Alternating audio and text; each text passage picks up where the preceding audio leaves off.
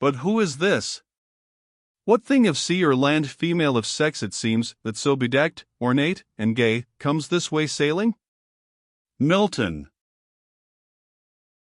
Not long after the incident of the Bible and the banknotes, fortune showed that she could surprise Mrs. Butler as well as her husband.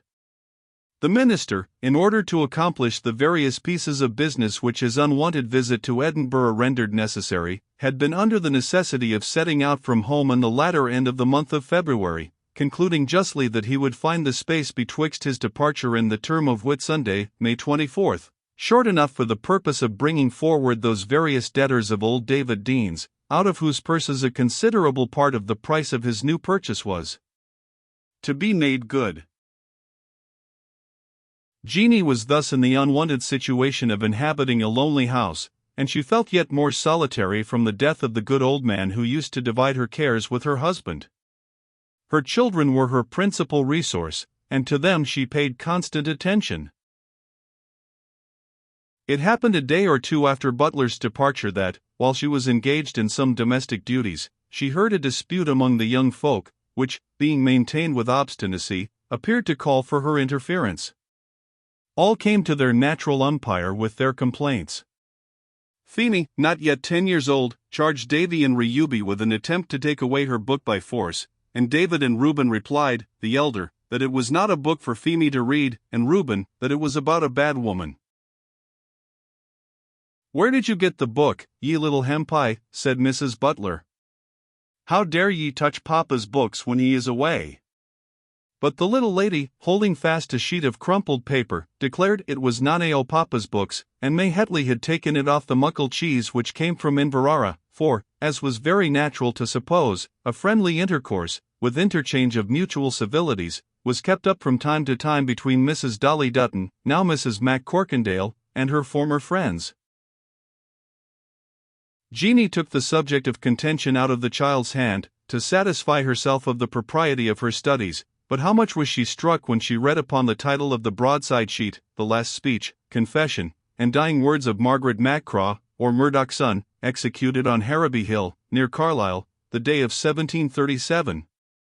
It was, indeed, one of those papers which Archibald had bought at Longtown, when he monopolized the peddler's stock, which Dolly had thrust into her trunk out of sheer economy.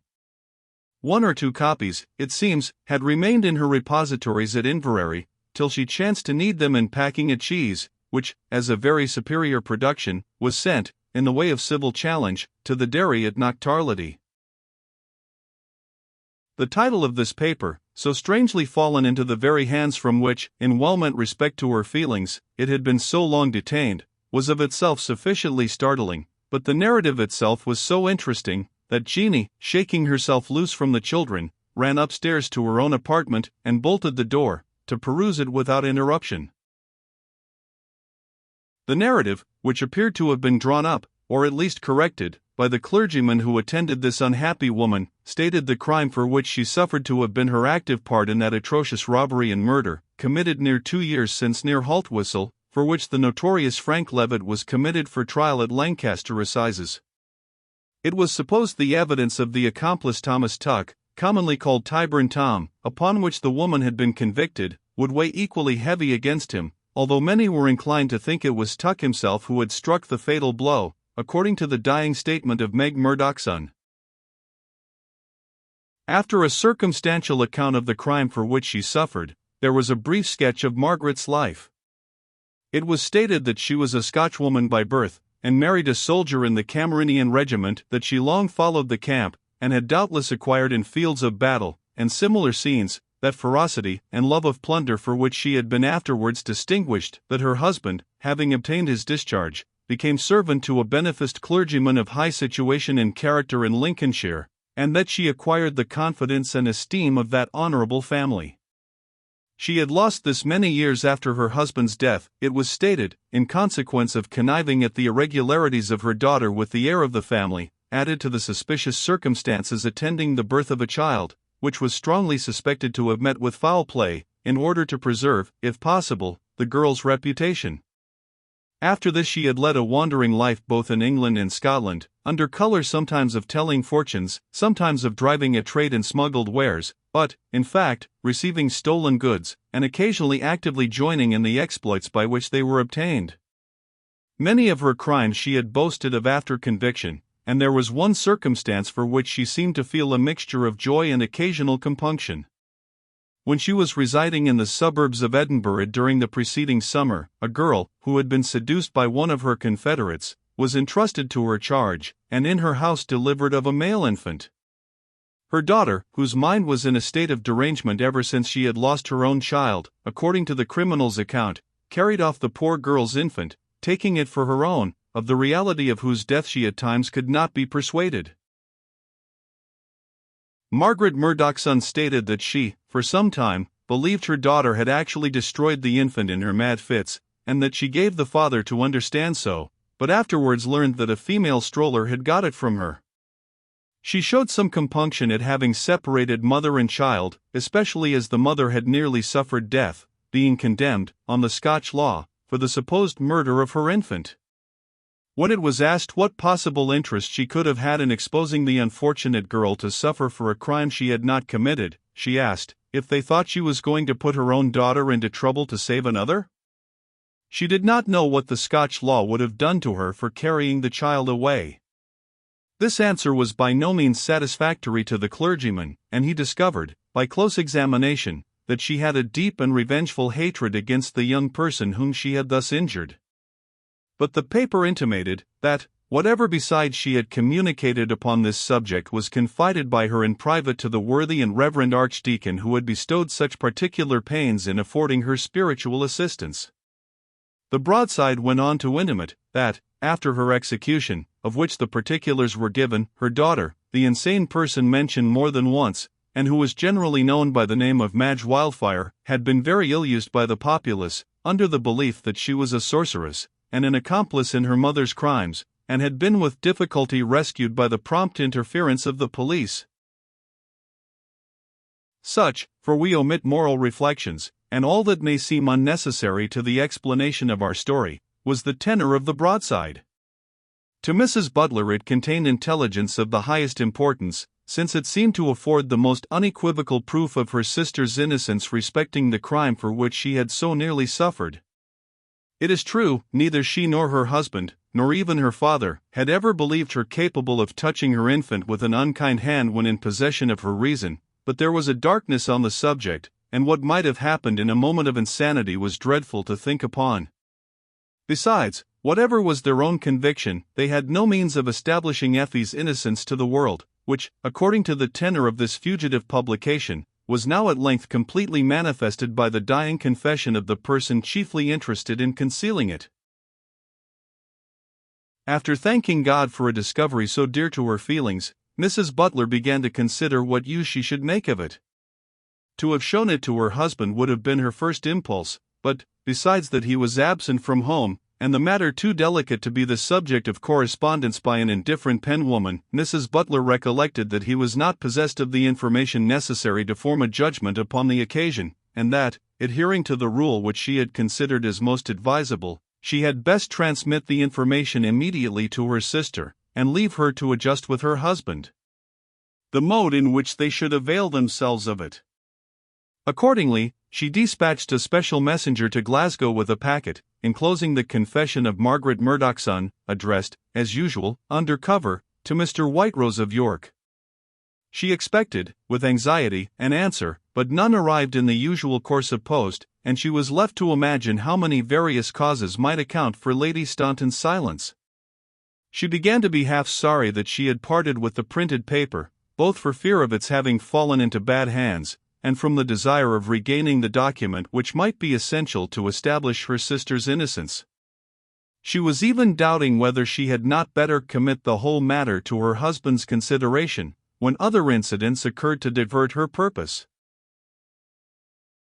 Jeanie, she is a favorite, and we beg her pardon for still using the familiar title, had walked down to the seaside with her children one morning after breakfast, when the boys, whose sight was more discriminating than hers, exclaimed that the captain's coach and six was coming right for the shore, with ladies in it.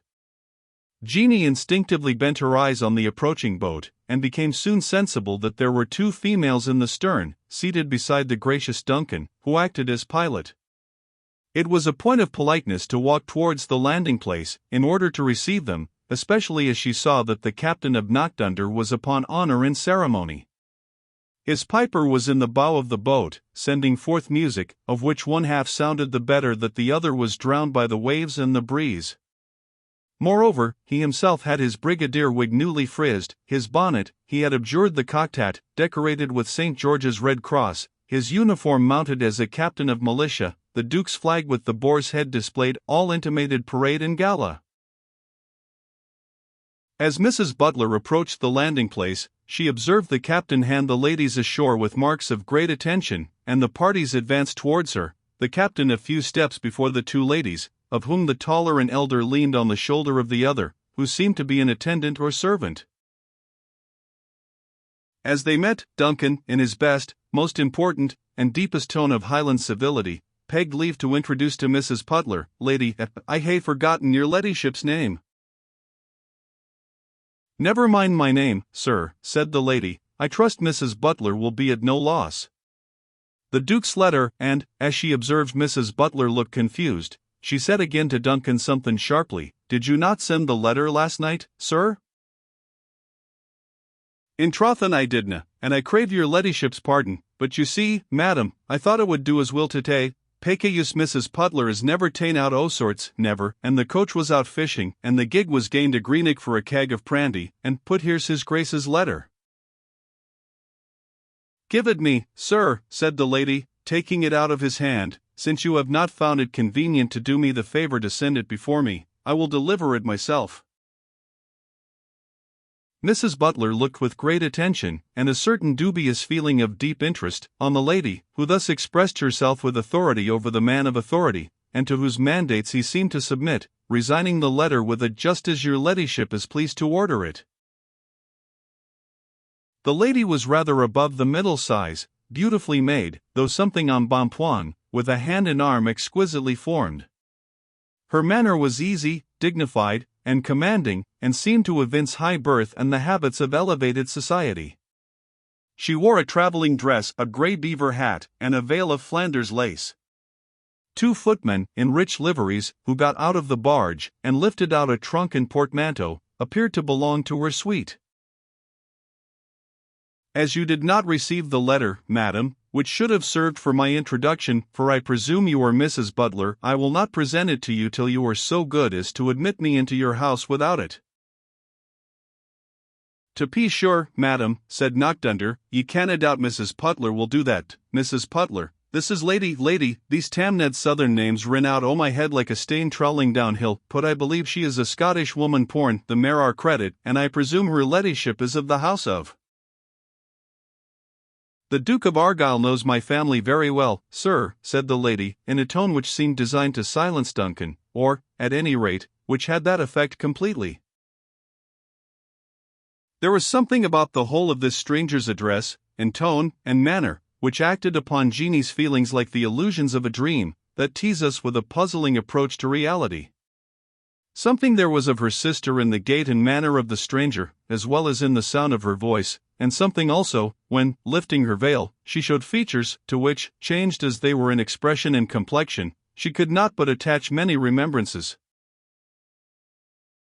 The stranger was turned of 30 certainly, but so well were her personal charms assisted by the power of dress, and arrangement of ornament, that she might well have passed for 21.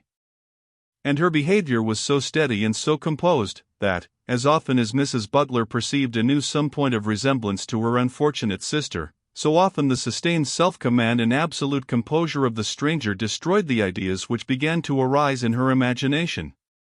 She led the way silently towards the manse, lost in a confusion of reflections, and trusting the letter with which she was to be there entrusted, would afford her satisfactory explanation of what was a most puzzling and embarrassing scene. The lady maintained in the meanwhile the manners of a stranger of rank. She admired the various points of view like one who has studied nature, and the best representations of art. At length she took notice of the children. These are two fine young mountaineers, yours, madam, I presume? Jeanie replied in the affirmative. The stranger sighed, and sighed once more as they were presented to her by name. Come here, Feemy, said Mrs. Butler, and hold your head up. What is your daughter's name, madam? Said the lady. Euphemia, madam, answered Mrs. Butler. I thought the ordinary Scottish contraction of the name had been Effie, replied the stranger, in a tone which went to Jeanie's heart, for in that single word there was more of her sister, more of lang syne ideas, than in all the reminiscences which her own heart had anticipated, or the features and manner of the stranger had suggested. When they reached the manse, the lady gave Mrs. Butler the letter which she had taken out of the hands of Knockdunder, and as she gave it she pressed her hand, adding aloud, Perhaps, madam, you will have the goodness to get me a little milk. And me a drap of the grey peard, if you please, Mrs. Butler, added Duncan. Mrs. Butler withdrew, but, deputing to May Hetley and to David the supply of the stranger's wants, she hastened into her own room to read the letter. The envelope was addressed in the Duke of Argyll's hand, and requested Mrs. Butler's attentions and civility to a lady of rank, a particular friend of his late brother, Lady Staunton of Willingham, who, being recommended to drink goat's whey by the physicians, was to honour the lodge at Roseneth with her residence, while her husband made a short tour in Scotland. But within the same cover, which had been given to Lady Staunton unsealed, was a letter from that lady, intended to prepare her sister for meeting her, and which, but for the captain's negligence, she ought to have received on the preceding evening. It stated that the news in Jeanie's last letter had been so interesting to her husband, that he was determined to inquire farther into the confession made at Carlisle, and the fate of that poor innocent, and that, as he had been in some degree successful, she had, by the most earnest entreaties, extorted rather than obtained his permission, under promise of observing the most strict incognito, to spend a week or two with her sister, or in her neighbourhood, while he was prosecuting researches, to which, though it appeared to her very vainly, he seemed to attach some hopes of success. There was a postscript, desiring that Jeanie would trust to Lady S. the management of their intercourse, and be content with assenting to what she should propose. After reading and again reading the letter, Mrs. Butler hurried downstairs, divided betwixt the fear of betraying her secret, and the desire to throw herself upon her sister's neck. Effie received her with a glance at once affectionate and cautionary, and immediately proceeded to speak. I have been telling Mr. Captain, this gentleman, Mrs. Butler, that if you could accommodate me with an apartment in your house, and a place for Ellis to sleep, and for the two men, it would suit me better than the lodge, which His Grace has so kindly placed at my disposal. I am advised I should reside as near where the goats feed as possible. I have been assuring my lady, Mrs. Butler, said Duncan, that though it could not discommode you to receive any of His Grace's visitors or mine, yet she had much better stay at the lodge, and for the gates, the creatures can be fetched there, in respect it is mere fitting they sold wait upon her ladyship, than she upon the like owe them. By no means derange the goats for me, said Lady Staunton, I am certain the milk must be much better here. And this she said with languid negligence, as one whose slightest intimation of humour is to bear down all argument. Mrs. Butler hastened to intimate that her house, such as it was heartily at the disposal of Lady Staunton, but the captain continued to remonstrate. The Duke, he said, had written, I will settle all that with His Grace. And there were the things had been sent down frae Glasgow. Anything necessary might be sent over to the parsonage. She would beg the favour of Mrs. Butler to show her an apartment, and of the captain to have her trunks, etc., sent over from Roseneth.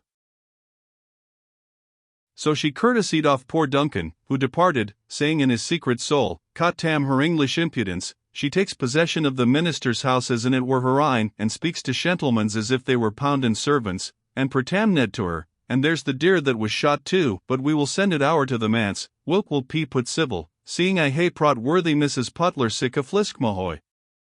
And with these kind intentions, he went to the shore to give his orders accordingly. In the meantime, the meeting of the sisters was as affectionate as it was extraordinary, and each evinced her feelings in the way proper to her character. Jeanie was so much overcome by wonder, and even by awe, that her feelings were deep, stunning, and almost overpowering.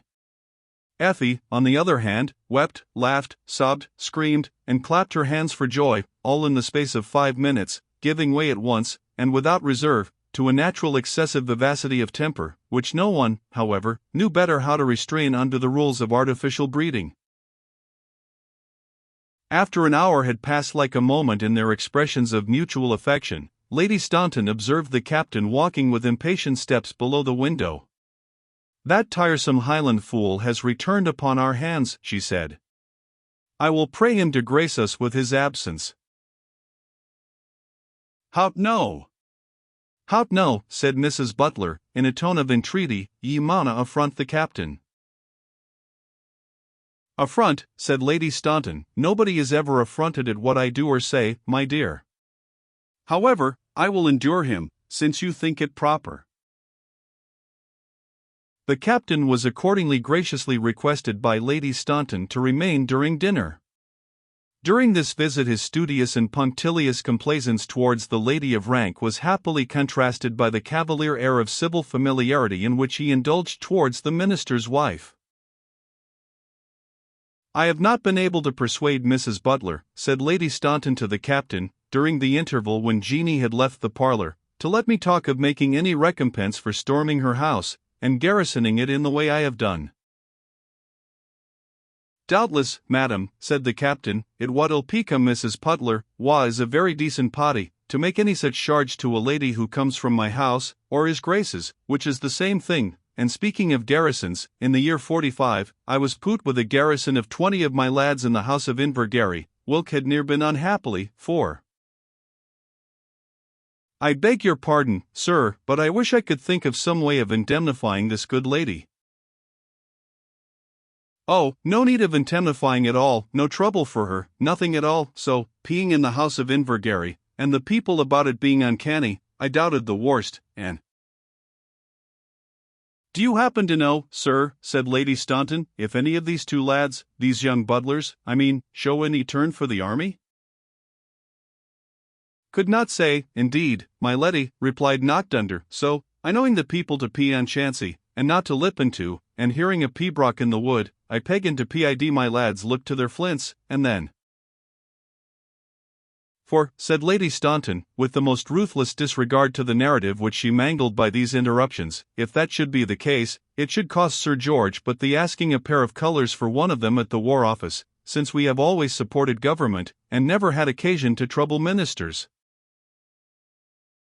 "And if you please, my leddy," said Duncan, who began to find some savour in this proposal, "as I hae a braw weel-grown lad of a nevoy, C.A. Duncan MacGilligan, that is as pig as paith the Butler parents put 10 thegither, Sir George could ask a pair for him at the same time, and it wad put a asking for a dot."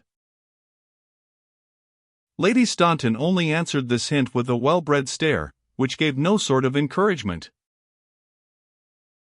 Jeanie, who now returned, was lost in amazement at the wonderful difference betwixt the helpless and despairing girl, whom she had seen stretched on a flock-bed in a dungeon, expecting a violent and disgraceful death, and last as a forlorn exile upon the midnight beach, with the elegant, well-bred, beautiful woman before her. The features, now that her sister's veil was laid aside, did not appear so extremely different, as the whole manner, expression, look, and bearing. In outside show, Lady Staunton seemed completely a creature too soft and fair for sorrow to have touched, so much accustomed to have all her whims complied with by those around her, that she seemed to expect she should even be saved the trouble of forming them, and so totally unacquainted with contradiction, that she did not even use the tone of self-will, since to breathe a wish was to have it fulfilled. She made no ceremony of ridding herself of Duncan as soon as the evening approached, but complimented him out of the house under pretext of fatigue, with the utmost nonchalance. When they were alone, her sister could not help expressing her wonder at the self-possession with which Lady Staunton sustained her part. "I dare say you are surprised at it," said Lady Staunton composedly, "for you, my dear Jeanie, have been truth itself from your cradle upwards, but you must remember that I am a liar of 15 years' standing, and therefore must by this time be used to my character.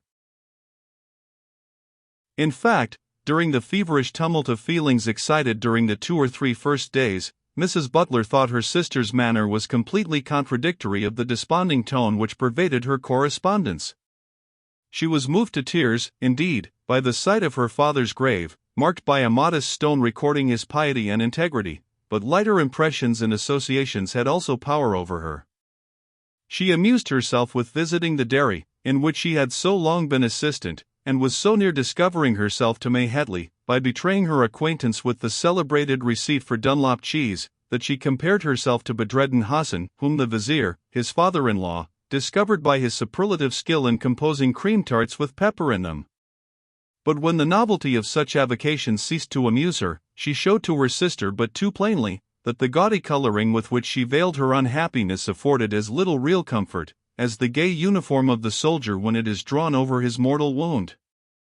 There were moods and moments in which her despondence seemed to exceed even that which she herself had described in her letters, and which too well convinced Mrs. Butler how little her sister's lot, which in appearance was so brilliant, was in reality to be envied. There was one source, however, from which Lady Staunton derived a pure degree of pleasure.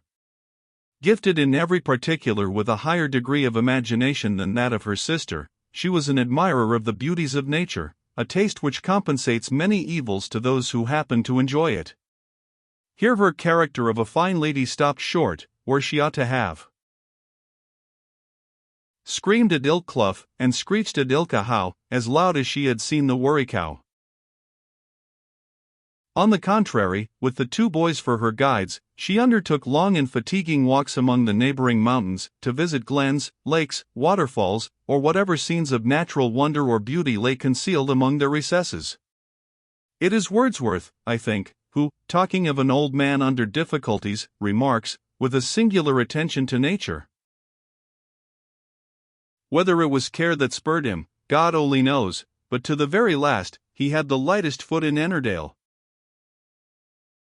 In the same manner, languid, listless, and unhappy, within doors, at times even indicating something which approached near to contempt of the homely accommodations of her sister's house, although she instantly endeavored, by 1,000 kindnesses, to atone for such ebullitions of spleen, Lady Staunton appeared to feel interest and energy while in the open air, and traversing the mountain landscapes in society with the 2 boys, whose ears she delighted with stories of what she had seen in other countries, and what she had to show them at Willingham Manor. And they, on the other hand, exerted themselves in doing the honours of Dumbartonshire to the lady who seemed so kind, insomuch that there was scarce a glen in the neighbouring hills to which they did not introduce her. Upon one of these excursions, while Reuben was otherwise employed, David alone acted as Lady Staunton's guide, and promised to show her a cascade in the hills, grander and higher than any they had yet visited. It was a walk of 5 long miles, and over rough ground, varied, however, and cheered by mountain views, and peeps now of the Firth and its islands, now of distant lakes, now of rocks and precipices. The scene itself, too, when they reached it, amply rewarded the labor of the walk.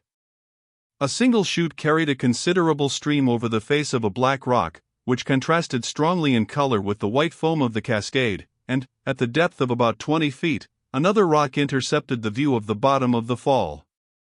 The water, wheeling out far beneath, swept round the crag, which thus bounded their view, and tumbled down the rocky glen in a torrent of foam.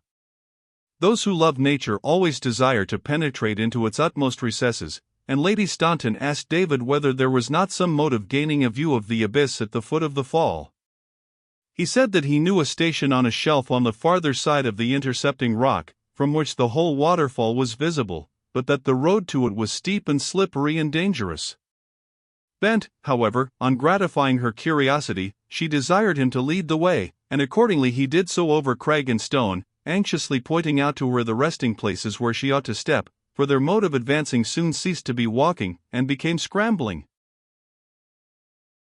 In this manner, clinging like sea-birds to the face of the rock, they were enabled at length to turn round it, and came full in front of the fall, which here had a most tremendous aspect, boiling, roaring, and thundering with unceasing din, into a black cauldron, 100 feet at least below them, which resembled the crater of a volcano.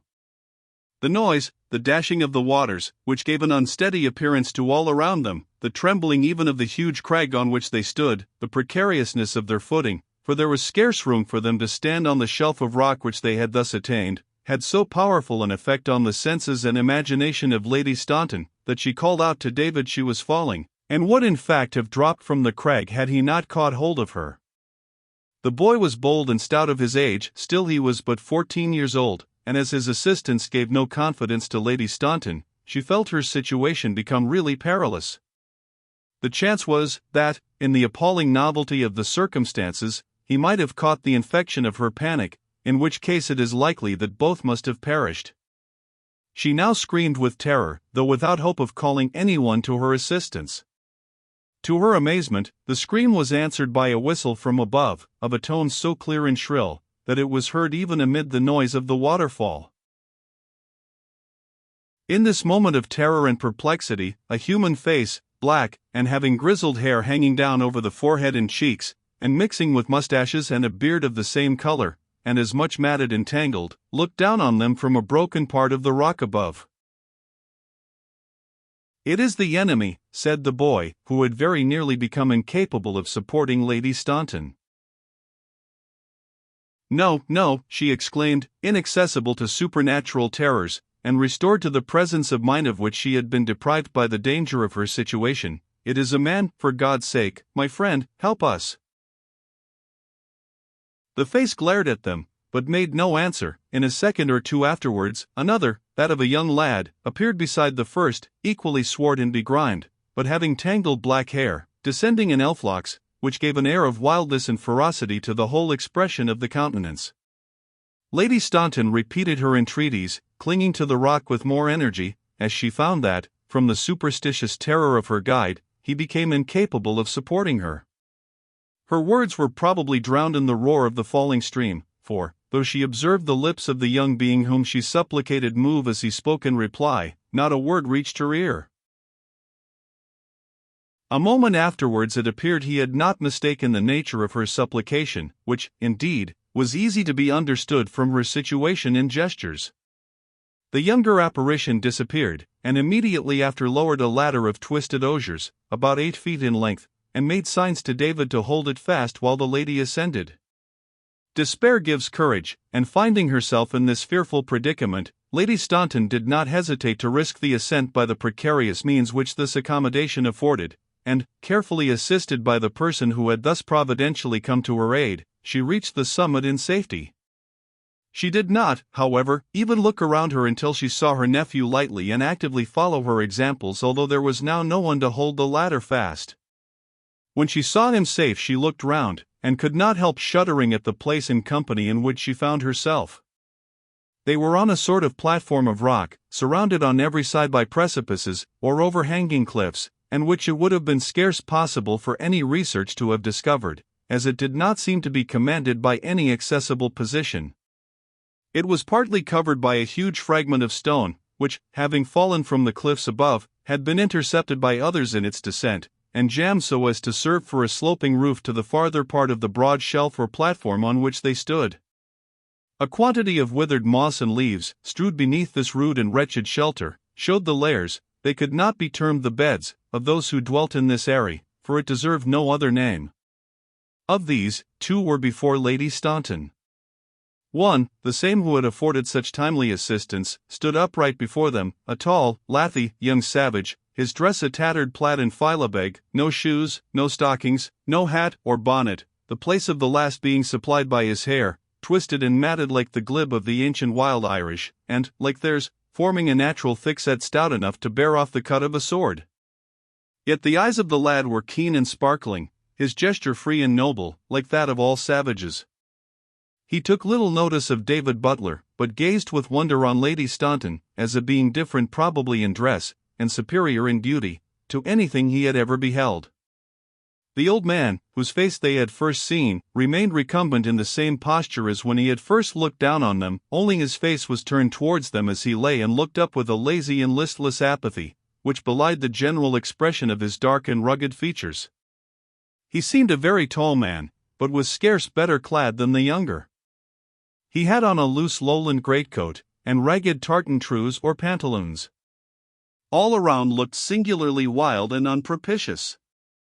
Beneath the brow of the incumbent rock was a charcoal fire, on which there was a still working, with bellows, pincers, hammers, a movable anvil, and other smith's tools. 3 guns, with 2 or 3 sacks and barrels, were disposed against the wall of rock, under shelter of the superincumbent crag. A dirk and 2 swords, and a lahaber axe, lay scattered around the fire, of which the red glare cast a ruddy tinge on the precipitous foam and mist of the cascade.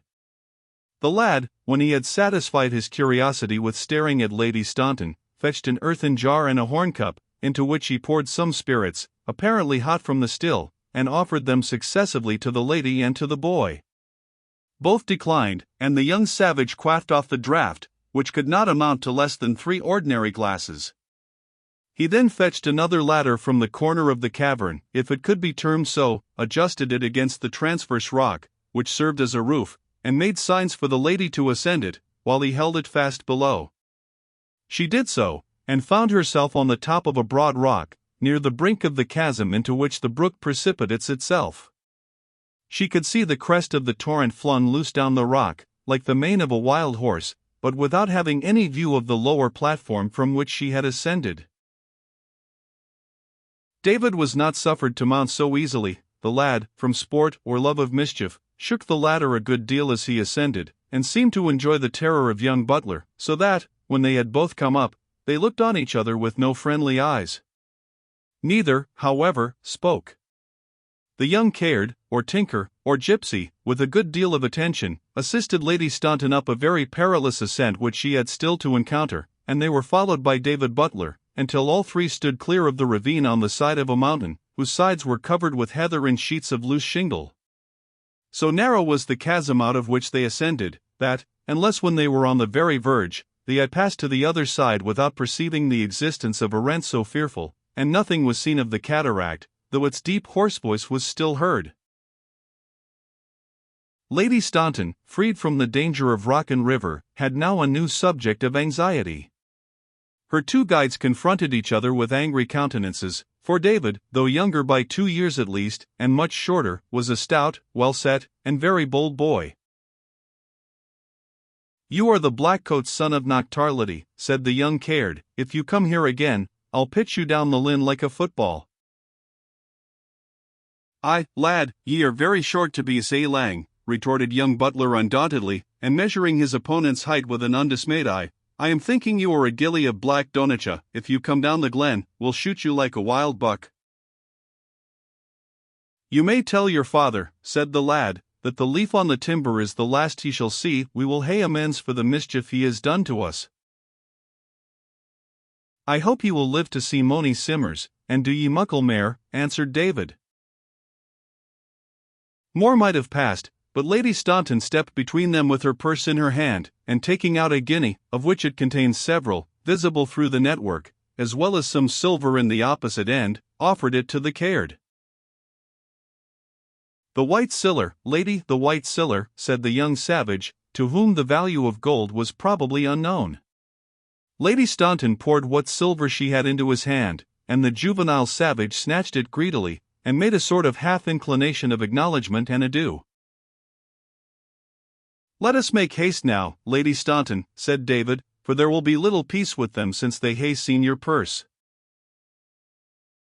They hurried on as fast as they could, but they had not descended the hill 100 yards or 2 before they heard a halloo behind them, and looking back, saw both the old man and the young one pursuing them with great speed, the former with a gun on his shoulder. Very fortunately, at this moment a sportsman, a gamekeeper of the Duke, who was engaged in stalking deer, appeared on the face of the hill. The bandits stopped on seeing him, and Lady Staunton hastened to put herself under his protection. He readily gave them his escort home, and it required his athletic form and loaded rifle to restore to the lady her usual confidence and courage. Donald listened with much gravity to the account of their adventure, and answered with great composure to David's repeated inquiries, whether he could have suspected that the cairds had been lurking there. "Indeed, Master Tavy, I might hae had some guess that they were there, or thereabout, though maybe I had none. But I am aften on the hill, and they are like wasps, they sting only them that fashes them. Essay, for my part, I make a point not to see them. Unless I were ordered out on the Percease errand by Mac Callamore or Knockdunder, Wilk is a clean different case. They reached the manse late, and Lady Staunton, who had suffered much both from fright and fatigue, never again permitted her love of the picturesque to carry her so far among the mountains without a stronger escort than David, though she acknowledged he had won the stand of colours by the intrepidity he had displayed, so soon as assured he had to do with an earthly antagonist. "I couldna maybe hae made muckle o' a bargain wi' yon Langcollant," said David, when thus complimented on his valour, "but when ye deal wi' they folk, it's tine hard tine at dot.